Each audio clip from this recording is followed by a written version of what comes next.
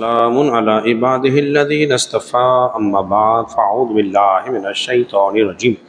بسم اللہ الرحمن الرحیم۔ حضرات محترم، آپ حضرات درس بخاری سماعت کر رہے ہیں اور بخاری شریف سے آج ہماری حدیث نمبر جو ہے وہ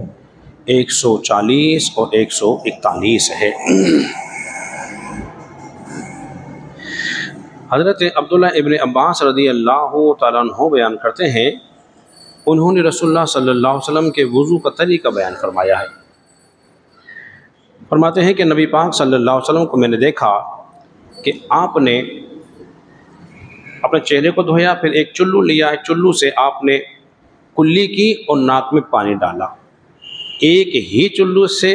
کلی بھی کی، اسی سے ناک میں پانی بھی ڈالا،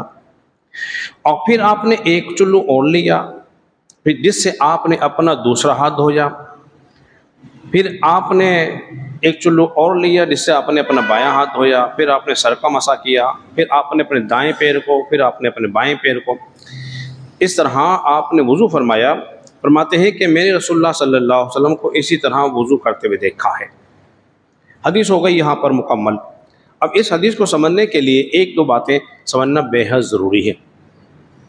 نبی پاک صلی اللہ علیہ وسلم کے مختلف افعال ہوتے ہیں،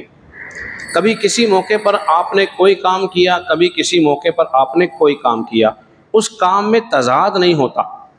متضاد نہیں ہوتی، کسی کام کرنے کی کوئی نہ کوئی حکمت عملی ضرور ہوتی ہے، کوئی حکمت اس کام میں ضرور ہوتی ہے۔ اب یہ جو بیان ہو رہی ہے کہ نبی پاک صلی اللہ علیہ وسلم نے ایک ہی چلو سے کلی بھی کی ہے اور وضو بھی کلی بھی کی ہے اور ناک میں پانی بھی ڈالا ہے، اور جبکہ ہم کیا کرتے ہیں، ہم تین بار کلی کرتے ہیں، تین بار ناک میں پانی ڈالتے ہیں، 3 بار چہرے کو دھوتے ہیں، یعنی کہ ہر اعضاء وضو کو ہم 3 بار دھوتے ہیں، جبکہ اس میں 3 بار کا تذکرہ نہیں، فقط 1 بار کا تذکرہ ہے۔ تو اس سے یہ بات ثابت ہو گئی کہ یہ سنت نہیں، یہ طریقہ جو ہے رسول اللہ صلی اللہ علیہ وسلم کا سنت نہیں ہے۔ سنت کیا ہے کہ آپ علیہ الصلوۃ والسلام نے اپنے اعضاء وضو کو 3 بار دھویا ہو، وہ سنت ہے۔ جس پہ آپ نے متواتر عمل کیا ہو، کبھی اس کو ترک نہ کیا ہو، وہ سنت کہلاتا ہے۔ دیکھیے اب ایک شرعی مسئلہ بھی سمجھا دوں ضمناً، کہیں ایسا ہو، کہیں آپ سفر میں ہو، پانی کی قلت ہو، تو پھر آپ کو یہ نہیں کہا جائے گا کہ آپ بھرپور وضو کرو، بلکہ ایسا کریں کہ آپ انہیں فرض ادا کر لیں، آپ کا وضو ہو جائے گا۔ کسی نے اعضاء وضو کو ایک بار دھو لیا، اس کا وضو بولیے ہو جائے گا۔ 2 بار دھونا اور اچھا، 3 بار دھونا کیا ہے بولیے سنت ہے۔ یا خدا نہ خواستہ کسی مسجد میں پانی کم ہو جائے، پانی قلت ہو، لائٹ کی وجہ سے یا کوئی اور سبب بن جائے اور مجمع کثیر ہو، تو ایسے عالم میں بھی ہمیں لوگ اس بات کا خیال بالکل نہیں رکھتے،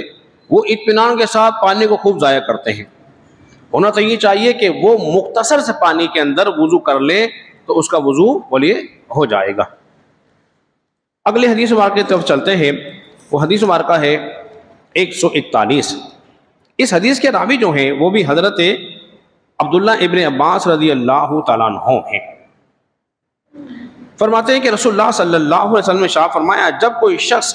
اپنی بیوی کے پاس جائے تو جانے کے بعد